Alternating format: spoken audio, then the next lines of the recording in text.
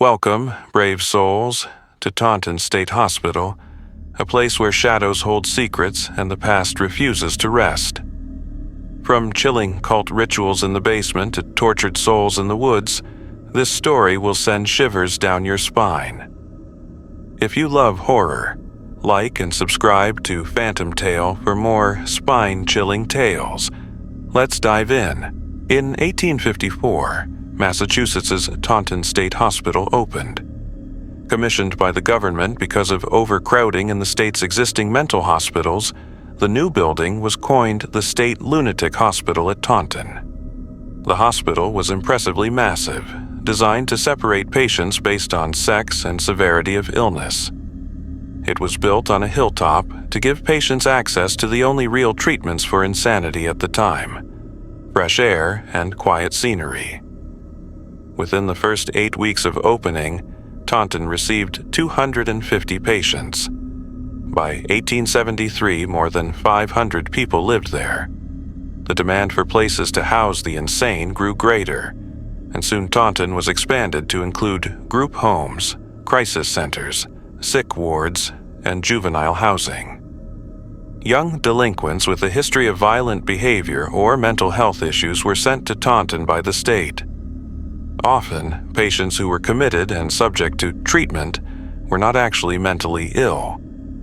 Taunton, in particular, became known by historians as a place to lock up troublesome immigrants, especially the Irish. Most who came to Taunton never left. Soon, it resembled a self-contained city. As such a large and well-equipped facility, Taunton was home to many high-profile patients. Probably the sickest among them was Jane Toppin, nicknamed Jolly Jane. A former nurse, Jolly Jane was also a confessed serial killer. One of her favorite pastimes was administering lethal doses of drugs to her helpless patients and lying next to them while they slowly drifted into death. 31 people lost their lives at Jolly Jane's hand, at least that she admitted to. When put on trial, she managed to convince the jury that she was insane, sending her to Taunton for the rest of her life. She was once said to have admitted that her life's desire was to kill more people, specifically helpless people, than any man or woman who ever lived. On the surface, the lunatic hospital's deranged patients might seem like the most frightening thing about the place, but the nocturnal activities of the staff are what really gave Taunton its horrific reputation. Standard practice at many mental hospitals of the time was to try experimental treatments, including water and shock therapy. Water therapy involved placing patients in scalding and freezing baths of water to see what effect it had on the body. How this was supposed to improve the sanity of patients, no one really knows. While you can't blame doctors for using what they thought were the best practices of the day, heavy and persistent rumors circulated about the extracurricular activities of workers at Taunton. Some say that hospital workers would take the most incapacitated patients down to the basement to perform cult rituals that involved torture and even sacrifices to Satan. For some doctors, Taunton may have been an opportunity to perform experiments that wouldn't have been possible elsewhere. Rumors fly that patients' limbs were removed and reattached to other patients to see how well the body reacted. Usually, these experiments resulted in death. It all may sound a little far-fetched, but the mysterious satanic symbols found throughout the basement of the hospital can't be explained any other way. Even more convincing is the legacy the basement has held ever since those dark days. Many staff without knowledge of the basement's dark past reported feelings of discomfort and despair whenever they entered it, as well as unexplained cold spots that seemed to follow them through the room.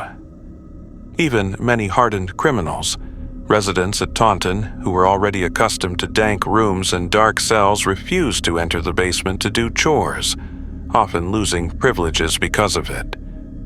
Whatever punishments they were threatened with were not enough to convince them to spend more than a few minutes in the hellish basement.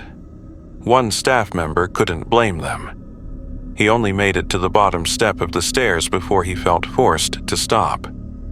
He closed his eyes and saw flashes of what he believed were the horrific events that transpired there over the years. He quit his job, left the hospital, and never came back. To this day, he can't bear to explain what he saw. Almost as well known as the infamous basement at Taunton are the surrounding woods. Legend has it that many members of the town, not just the hospital staff, performed bizarre cult rituals there. Back in the day, people reported hearing moaning, screaming, and loud bangs coming from the Taunton woods. The really strange thing is that people today still hear them. Some say the sounds are all that remain of the tortured souls who were brutally sacrificed there. Parts of Taunton were still in use until recent years, and one patient in particular had a very frightening experience in the woods. Hoping for freedom, he escaped the main facility and disappeared into a cemetery located in the woods. Deciding to lay low and hash out a plan to escape the area unseen, the man spent the night in the cemetery. In the dark that night, he felt cold hands touch his shoulder and realized that he had been caught. But when he raised his arms and turned around, he saw no captor. Instead, an almost indiscernible voice whispered in his ear, "Leave." So that's what he did. Breathlessly, he headed back to Taunton Hospital and turned himself in. The basement and woods are the most unsettling parts of Taunton, full of tortured lost souls. It would seem, however, that the lingering spirits haunt beyond those areas. A large number of patients reported seeing the apparition of a man lurking in their rooms in the main building. Sometimes he appears as no more than a shadow, but somehow manages to crawl across the wall. Other times he's nearly solid, but looks freakishly tall, as if stretched out. However, there are a few things about his appearance that are always consistent.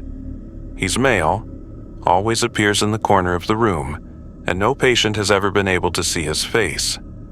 Other strange occurrences in the hospital are less apparent, though no less unsettling. A large number of staff members working in the Goss building claim to have seen a man wearing white wandering the halls of the third floor. Others claimed that the lights in their room would turn on or off on their own, or complain of strange, unexplained noises from vacant areas of the hospital.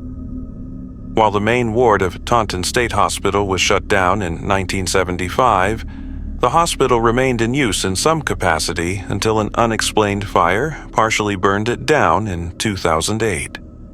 Its long-term use made ghostly sightings a regular problem, frightening residents and workers alike.